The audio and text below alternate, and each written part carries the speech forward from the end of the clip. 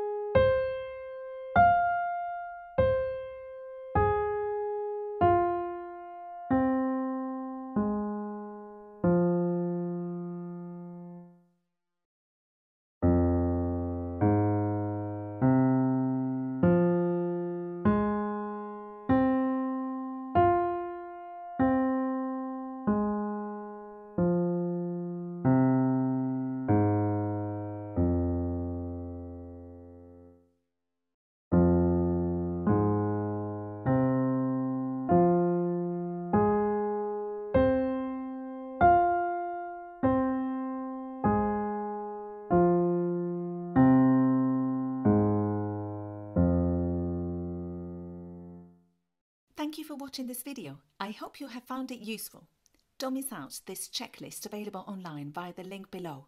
It will help you learn the scales quickly and plan your exam preparation timely and with no stress. If you want to get a distinction in your next ABRSM exam, watch this and nothing will ever be the same for you.